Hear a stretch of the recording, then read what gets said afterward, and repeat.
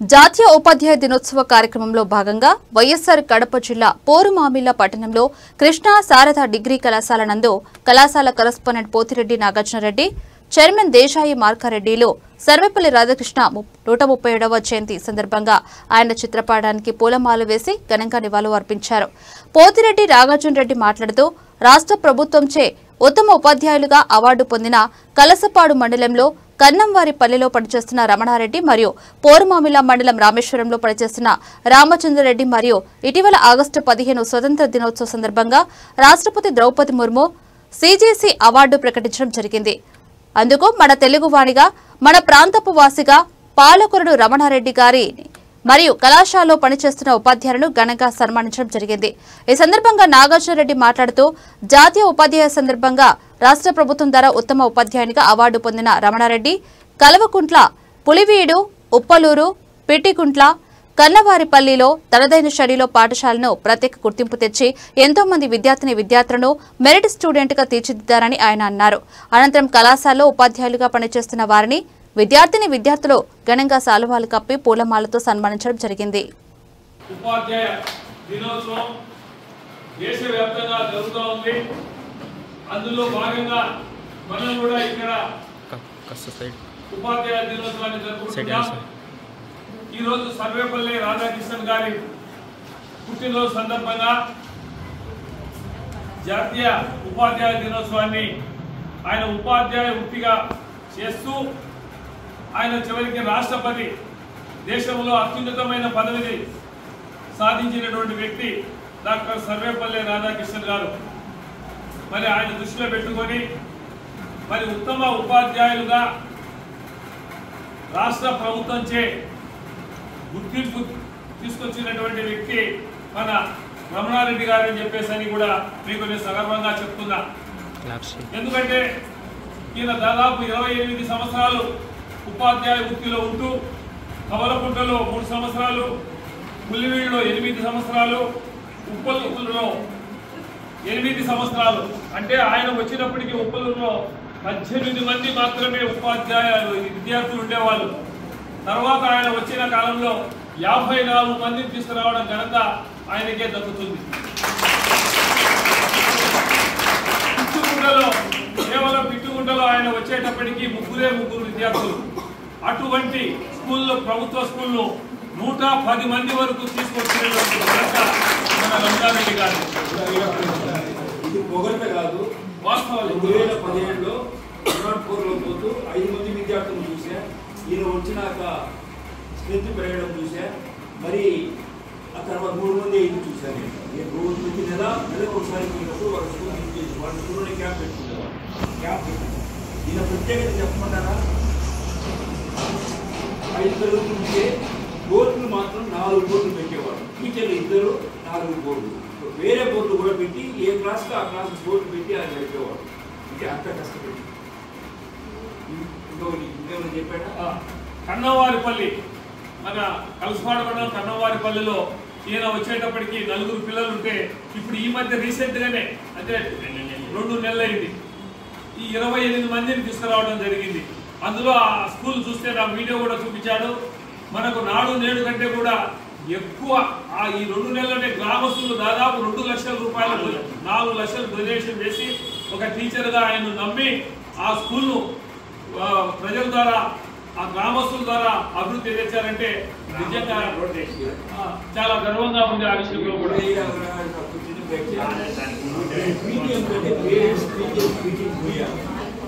ఆ స్కూల్ చూసేసాం.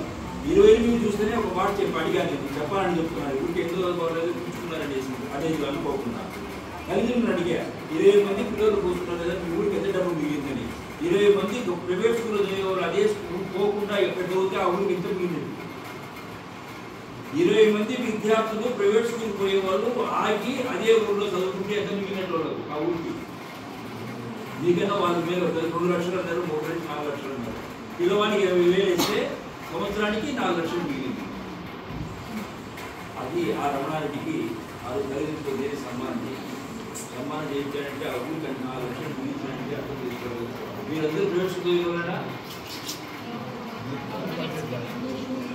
ఇంకొక విషయం, ఎందుకంటే ఇటువంటి వాళ్ళు అరుదుగా దొరుకుతారు. ప్రభుత్వ స్కూళ్ళు ఈ మధ్య కాలంలో మూతపడే పరిస్థితికి వచ్చిందంటే కేవలం వాళ్ళ జీతాలు తీసుకొని వాళ్ళు బిజినెస్ చేసుకుంటా కేవలం విద్యార్థుల మీద శ్రద్ధ చూపకపోవడంతోనే ఈ రోజు చాలా వరకు ఈ గవర్నమెంట్ వచ్చిన తర్వాత కూడా చాలా వరకు కూడా స్కూళ్ళు మూతపడే పరిస్థితి వచ్చింది. దాని దృష్టిలో పంచాయతీలో పక్క స్కూల్ కూడా లేదు. శ్రీ చైతన్య దాదాపు నారాయణ స్కూల్కు 15 మంది, శ్రీ చైతన్య 4,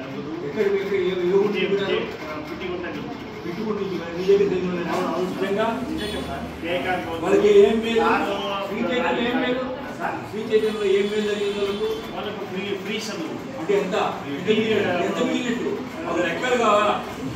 ఒక్కొక్క పిల్లవాడికి వచ్చేసి 2 లక్షల సంవత్సరానికి వేసుకున్నా 5 సంవత్సరాలు 10 లక్షలు.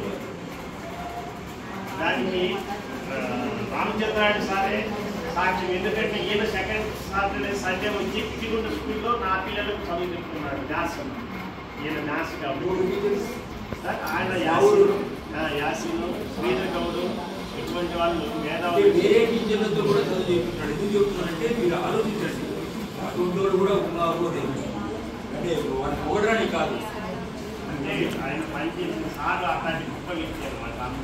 మరి ఈరోజు మనము వాళ్ళను సన్మానించడం సరైన విధానం అని చెప్పే ఉద్దేశంతో అటు రామచంద్రారెడ్డి గారు కూడా దాదాపు 15 సంవత్సరాలు ఉపాధ్యాయ వృత్తిని చేపట్టి తను కూడా గతంలో సన్మానాలు కూడా పొందడం జరిగింది.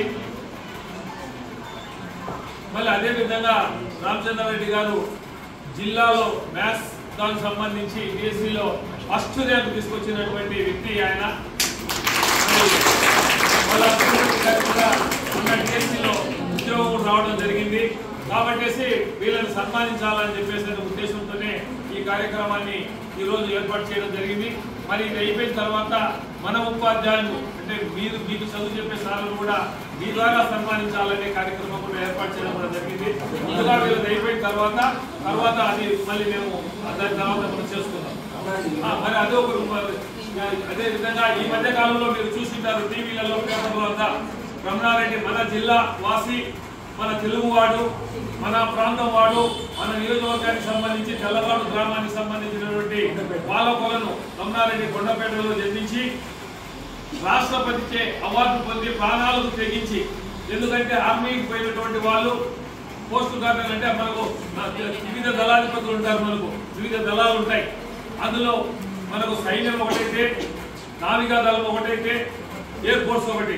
నావికా దళంలో అనుక్షణం మనకు పక్కలో ఉన్నటువంటి పాకిస్తాన్ వల్ల ఇబ్బంది కలుగుతూ ఉంటుంది కాబట్టి, తీవ్రవాదులు చొరబాటు ఉంటాయి కాబట్టి వీళ్ళు ప్రతి క్షణము కనిపెట్టుకొని ఉంటూ మన జాలలను భారతదేశానికి చెందిన 7 మంది జాలలను కిడ్నాప్ చేస్తే వీళ్ళు 14 మంది సైనికులు వాళ్ళు పాకిస్తాన్ వాళ్ళను కిడ్నాప్ చేయడం అంటే వాళ్ళను పట్టుకున్న తర్వాత వాళ్ళు మీరు మాకు వదిలితేనే మేము వదులుతామని చెప్పేసి వాళ్ళను వదిలించి తీసుకొని వచ్చినటువంటి ఎందుకంటే ప్రాణాలు తెగించి వాళ్ళ దగ్గర ఎప్పటికీ పాకిస్తాన్ వాళ్ళ దగ్గర గనులు ఉంటాయి ఎప్పటికి కూడా. మనం శాంతం అని చెప్పేసి మనం గన్ను పేల్చడం, వాళ్ళు ఎలా అంటే గన్ను పేల్చడం, మానవ బాంబులు పేల్చడం వాళ్ళ నిజాయితీ వాళ్ళని. కాబట్టి ఇటువంటి పరిస్థితుల్లో మన నియోజకవర్గానికి మన తెలుగు వారిగా గుర్తింపు తీసుకొస్తూ మన కూడా వాళ్ళ తల్లిదండ్రులకు ఆయనకు వాళ్ళ ఇంటి దగ్గరికి పోయి కూడా సన్మానం కూడా చేయడం జరిగింది. కాబట్టి అటువంటి వ్యక్తి ఈరోజు మన కాలేజీలో ఇక్కడ మనం సన్మానం చేయడం కూడా నిజంగా మనకు గర్వంగా ఉంది. వాళ్ళ చెల్లెలు కూడా ఇక్కడనే ఈ కాలేజీలో స్టూడెంటే. కాబట్టి మీరందరూ కూడా ఎందుకంటే ఈ దేశం మనకి ఏమి ఇచ్చిందని కాదు, ఈ దేశానికి మనం ఏం చేశామనేది కూడా ఒక ముఖ్య పాయింట్ గుర్తుపెట్టుకోండి ఎప్పటికైనా. కాబట్టి మీరందరూ కూడా దేశం కోసం ఏ దానికైనా సరే ఒక మంచి పని కోసం చేస్తే మనం చనిపోయినా కూడా అది చిరస్థాయిగా నిలిచిపోతుంది. ఈరోజు రమణారెడ్డి చేసిన సేవలు అవి జీవితంలో ఎప్పుడు మరవలేనివి, మరవరానివి అని చెప్పేసి తెలియజేస్తూ ఆయన కూడా మన కాలేజీ తరఫున సన్మానం చేసేదానికి ఏర్పాటు చేయడం.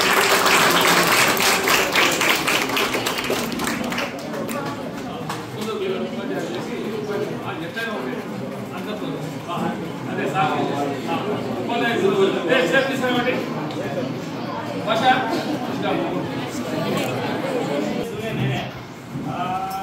దాదాపుగా 2 2 years సర్వీస్ కంప్లీట్ అయిపోయింది, 3rd year రన్నింగ్ అవుతుంది ఆ సిచ్యువేషన్. అంటే వెళ్ళాలా వద్దా అనేసి డిసైడ్ చేసి కమాండింగ్ పంపిస్తాం. మనం వెళ్ళాలా వద్దా అని డిసైడ్ చేసి మనము కమాండింగ్ పంపిస్తున్నాం ధైర్యం చూసి.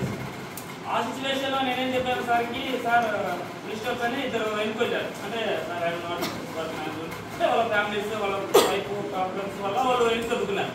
లిస్ట్లో నాకు పేరు వస్తానే రెడ్డి వెళ్తావా అయింది అనేసి ఎక్సైజ్ కొంతమంది అడిగారు. Sir I this work no problem అనేది నేను చెప్పాను. చెప్తానే అప్పటికే నేను 2 years సర్వీస్ కానీ నేను బోర్డింగ్ పార్టీ కానీ చిన్న చిన్న విషయాలు కానీ ఏదైనా కానీ ముందు చెప్తున్నాను, యాక్టివ్గా వెళ్తున్నాను.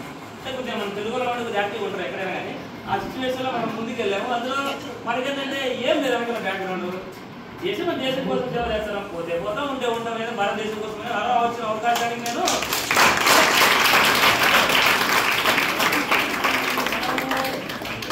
ఎవరైనా ఎన్ని కంట్రీకి వెళ్ళి మనం రిస్క్ చేయాలంటే చాలా కష్టమైన విషయం.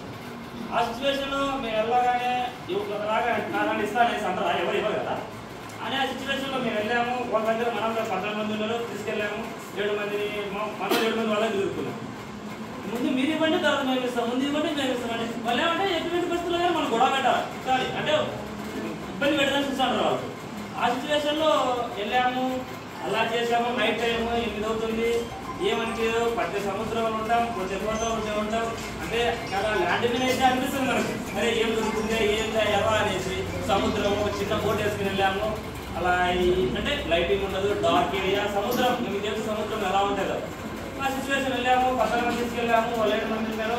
ఫస్ట్ అధికారులతో కాంప్రమైజ్కి వచ్చాము. కమ్యూనికేషన్ చేసేస్తే 2 members మినిమం పోయి 1 member మేము పంపించాం. 2 members మినిమం 1 అంటే వాళ్ళు 14 మంది ఉన్నారు కదా, డబల్ ఉన్నారు మన దగ్గర. అప్పుడు వాళ్ళు కమ్యూనికేషన్కి వచ్చేసి అప్పుడు మేము పంపించేసినాం. ఆ తర్వాత తీసుకున్నాం. నైట్ 8 o'clock అయిపోయింది. అక్కడ ఒక గుజరాత్ అనేసి ఒక ఎంట్రీ ఇచ్చినాం, ఒక ఏరియాలో ఎంట్రీ ఇచ్చినాం. ఆ సిచ్యువేషన్లో అప్పుడున్న వాళ్ళ ఫ్యామిలీస్ వాళ్ళందరూ వచ్చేసి నా వయసు అఫ్టర్ 24-25 రన్నింగ్ అవుతుంది.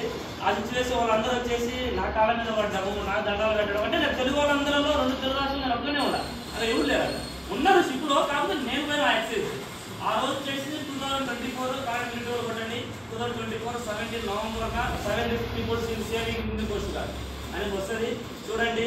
ఆ రోజు నేను వాళ్ళ 7 మంది కుటుంబం పోతే ఒక ప్రాణం కోసం ఆలోచించిన. కానీ 7 కుటుంబాలు ఆడ 7 కుటుంబాలను చూడండి. ఒక ప్రాణం అంటే గవర్నమెంట్ డబ్బులు ఇస్తుంది అనేసి కాదు, కానీ మనకు దేశం కోసం సేవ చేయాలి. బతికితే సచ్చినా బతికినా దేశం కోసం బతకాలేసిన ట్రైనింగ్లోనే మనం ఒక కసంతుడు అనేసి ట్రైనింగ్ చేస్తాం. ఆ బుద్ధి అనిపిస్తుంది. మన ఫ్యామిలీ బ్యాక్గ్రౌండ్ అనేది కాదు, మనకంటూ ఫ్యామిలీకి తల్లిదండ్రులు కానీ మన రాష్ట్రం కానీ మన ఒక నియోజకవర్గానికి కానీ మన గ్రామానికి ఎంత మంచి పేరు గుర్తుకు రావడం ఏంటంటే ఆ రోజు ఏం చేసి ధైర్య సాహసం ఈ రోజు నా కుటుంబానికి మన నియోజకవర్గానికి ఇంత గొప్పగా మంచి పేరు రావడం కానీ ఆ రోజు నేను చేసిన ధైర్య సాహసం వల్లే. కానీ ఆ బుద్ధి నేను చేయలేకపోతే నేను ఎవడో సైనికుడు, నార్మల్ సైనికుడు నేను. అదొక అది ఆ రోజు చేసినాము. లేకుండా ఆ రోజు ఎందుకంటే నేను చేసిన ధైర్య సాహసం బట్టి విజయవాడ